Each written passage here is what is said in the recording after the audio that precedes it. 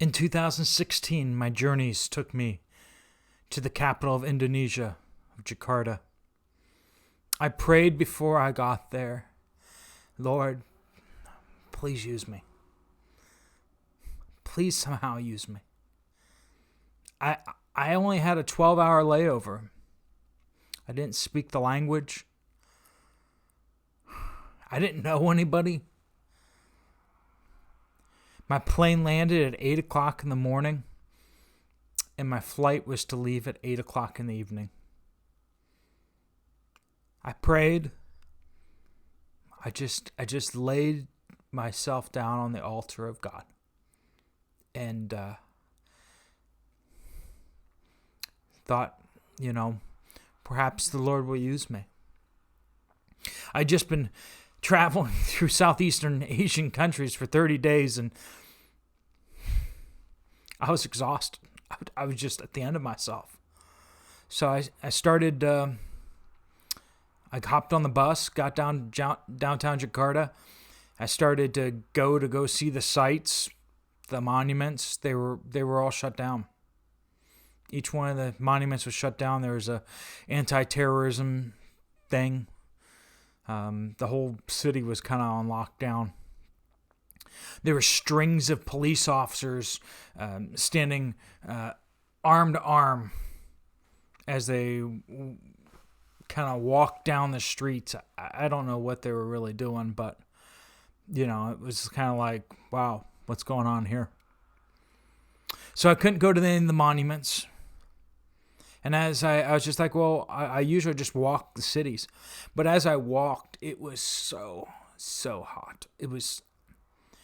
I felt like I was melting. I had read in the guides that Jakartians love their malls. So after walking a little bit, I realized I couldn't walk anymore. I would just melt. I was in much better shape then. So I looked up on the map and found a mall to go to and started walking that direction. Somehow I got turned around or something like that, and as I was going down the street, I saw this mall, and I thought it was my mall, but it was a different mall. They have a number of malls in the city. So I got on the Sky Bridge to go across the road, and as I was going across the road, I saw this police checkpoint base there, and it was pretty intimidating. People with machine guns and everything. So I got over to the mall, and there was a movie theater, and I was like, well, I'm just exhausted, and I haven't been home for a long time. Maybe I'll watch a movie. That'll kill some time. And it'll be air conditioned. But the movie theater was closed. It's too early in the morning. So about 10 a.m., I walked into this. There were two restaurants. There's a Starbucks and there's a Burger King. So I walked into the Burger King. I saw an outlet next to a table. And I was like, yes. There's Wi-Fi and an outlet. And I sat down. I ordered stuff and sat down. And I started emailing and Facebooking and letting people know where I was and what I was up to and make my final plans for getting home. And I sat with my back. There's the glass window right behind me, and there's a wall right next to me. And right on the other side of this wall was the Starbucks. And I could see the counter. The people working behind it and all the people coming forward to make orders and everything like that. And I didn't speak a word of the language. The only way I was able to order was I was just like pointed at the sign that I wanted. And I prayed for them. I prayed and prayed because that was the only thing I could do. I could only pray for them. I prayed that they'd come to know Jesus. I prayed for them. Each person, as they walked up, I prayed for them. And I was like, Lord, is this it? Am I? This is why I'm in Indonesia. I'm here praying for the people. I prayed for them. I got done. I sat there for 2-3 hours just praying for them. Oh, I got on my plane and I went home. That was January 4th. January 14th, 10 days later, at 10 o'clock in the morning, 10:40 in the morning, a suicide bomber walked into that Starbucks, blew himself up. The people that ran out of the building, gunmen shot them.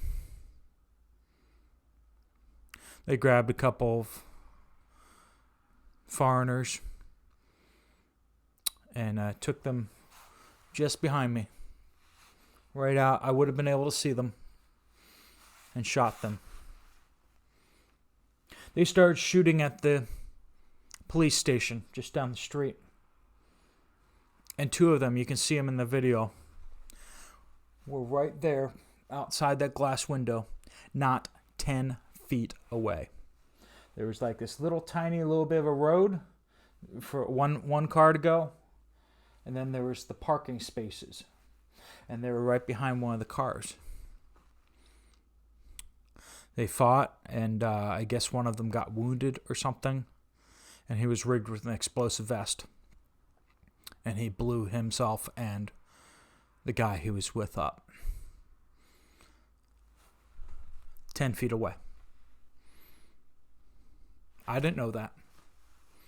I didn't know what would happen within 20 feet of me and over in the Starbucks side.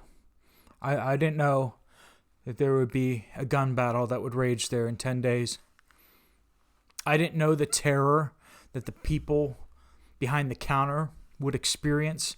I didn't know the terror that many of those same customers who may have been caught in that same engagement felt. But God knew. God put me in that very place to pray for those people. And all along I said in my heart, is this all, God? Is this it? You just want me to say some prayers or some random people? And God said, no. I want you to pray for these people. I want you to pray for these people. You don't know what's going to happen in their lives tomorrow, but I do. You don't know, but I do. God orchestrated my steps, my flights, my times to be there for such a time. What will God do with you if you place your life in His hands? If you submit yourself to the will of God? It may be something that seems so small to you. Maybe small, but maybe costly to you. But God takes that seed of faith and He makes it something amazing. God protected my life. I believe He protected the people in that Burger King.